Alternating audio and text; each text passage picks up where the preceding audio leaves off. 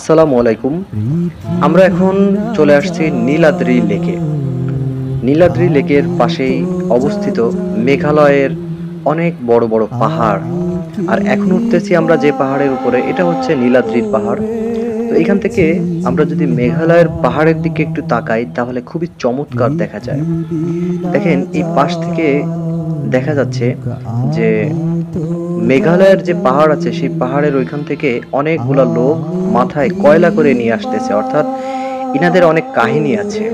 এই পাহাড়ের ভিতরে অনেক গুহা থাকে, ছোট ছোট সুড়ঙ্গ ইনারা নিজেরা তৈরি করে এবং সেটা হচ্ছে কয়লার খনি।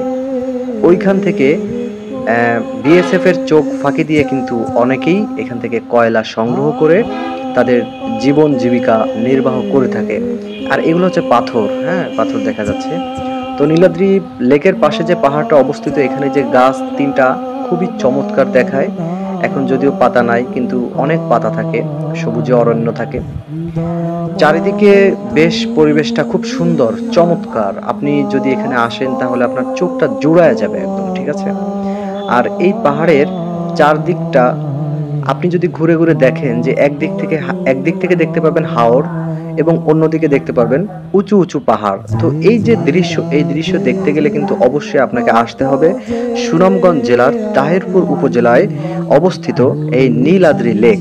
এই জায়গাটার নাম হচ্ছে বড়সরা, অর্থাৎ ট্যাকের ঘাটও বললে হবে। ট্যাকের ঘাটে অবস্থিত এই নীলাদ্রি, এবং পাশে যে পাহাড়গুলো দেখতেছেন এই পাহাড়গুলোতে কিন্তু আপনি যেতে পারবেন না, কারণ এটা কিন্তু আমাদের দেশের বাইরে, আমাদের দেশের ভিতরে না, ঠিক আছে।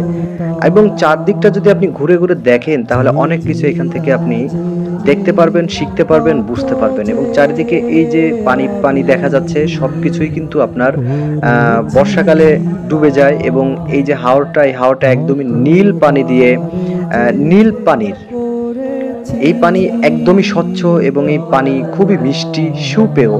তবে এই হাওরের কিছু কাহিনী আছে, সেটা হচ্ছে যে এই লেক একটা গভীরতম একটা লেক, এবং এই লেকের মাটি দিয়েই কিন্তু আমি যে পাহাড়ের উপরে দাঁড়িয়ে আছি, এই পাহাড়টি কিন্তু আসলে এই লেকটা দিয়ে তৈরি করা হয়েছে। এখান থেকে আসলে আগে কয়লা পাথর এগুলা উঠানো হইতো। আর এখানে কিন্তু রেল লাইন ছিল, অর্থাৎ মালবাহী রেল গাড়ি এইখান থেকে যাওয়া আসা করত। এবং এই যে পাহাড়, এই পাহাড়ে আপনি যদি উঠতে পারেন, লুকায় লুকায় যদি উঠতে পারেন তাহলে আপনি আরো বেশি মজা উপভোগ করতে পারবেন, তবে উঠতে দেয় না। এই যে বিল্ডিংটা দেখতেছেন, এটা হচ্ছে রেল স্টেশনের অফিস ছিল। খুব সুন্দর মনোরম পরিবেশ, সবাই এখানে ঘুরতে আসবেন। ধন্যবাদ সবাইকে।